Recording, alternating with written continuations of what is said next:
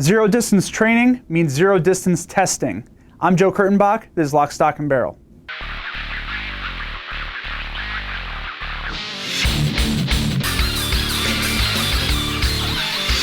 Go! Last week we talked about LMS Defense and their new zero distance pistol training course. This week I want to talk about some of the equipment I used in taking that course and how it performed. First, let's talk about the gun. I used a Glock 19 Gen 4. Now, if you've watched Lock, Stock, and Barrel before, you've probably seen this gun. It is, you don't really need any introduction. There's plenty of videos and commentary out there about the Glock 19. It's a proven defensive sidearm. So during zero distance pistol, no surprise, the Glock ran great. Interesting to note that out of about a dozen students, all but 2 were using Glocks. I'm not going to theorize there. I'm just going to use that to say the Glocks are a great defensive pistol platform. There are a lot of other great guns out there. This is just one of them. Total round count for me was 345 rounds, and there were no failures to feed or function or anything like that. So overall, great performance out of the Glock. My Glock has a couple upgrades. It has the Ameriglow cap sights. Now, we've done a video on this product. I really like the sights. It's a bright, bold front, makes it very easy to get on target quickly. I have equipped the Glock with the Tau Development striker control device, also known as the Glock Gadget. It's basically an indicator and it can be used to more safely reholster the gun, but it's going to be a topic of a video all its own. After the gun comes the ammo. For zero distance pistol, I used American Eagle Syntac from Federal Premium.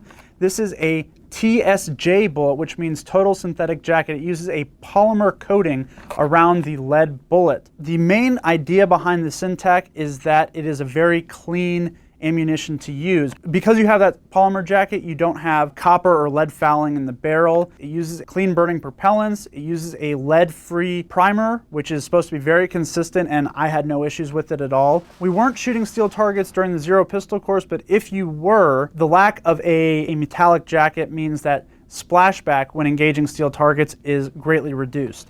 Now you might wonder, how much more expensive is the Syntac compared to regular American Eagle ammo? And this, by the way, is the 115 grain 9mm load. And the answer is, well, on Midway USA, it's only 1 cent per round more. So very competitive, very comparable, and I will say that the barrel of my Glock was a lot cleaner than I expected it to be after more than 300 rounds. To hold the ammo, I used both Glock factory magazines as well as the Magpul PMag 15 GL9. This is the 15 round capacity 9mm Glock magazine from Magpul, and I basically used them interchangeably. I had 4 of each, 4 Glock factory and 4 Magpul mags.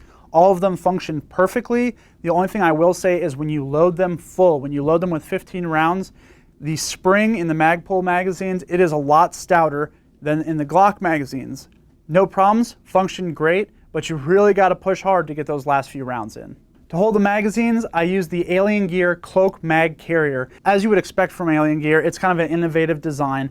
They can be configured for either 2 pouches, single pouches, inside the waistband carry, outside the waistband carry, and all that configuration is basically toolless. The only thing you need a tool for is to tighten down the magazine pouches themselves to fit snugly around the magazine, and for that there is actually a Allen wrench integrally packaged with the magazine pouches. Pretty cool, and they work just fine. As for holsters, I actually used 2 during the zero distance pistol course. I started off with the Alien Gear Cloak Mod outside the waistband holster. I have it in the paddle configuration, and it worked great, especially for the kind of the warm-up and the benchmark shooting that we did at the beginning of class. As we got further into class, working from concealment, doing more advanced drills, I actually switched to the Bravo Concealment DOS Torsion holster. This is a new upgrade to their DOS drop out of sight line, and it contours the entire holster to fit more closely to the body. As it ships, it comes with 2 retention clips, 2 belt clips, but talking to the guys over at Bravo Concealment, they assured me that probably the best configuration is just to use the one at the trigger guard, and they were right. This is a great concealment holster inside the waistband, and it worked great, as did the Alien Gear holster throughout the zero distance pistol course. That's pretty much it. All the gear performed as it was supposed to. I really have no complaints about my setup, and it was interesting talking to the other students and the instructors about what gear they were using. But most of the things you saw here, we've already done videos on, or there will be videos coming, so stay tuned at AmericanRifleman.org.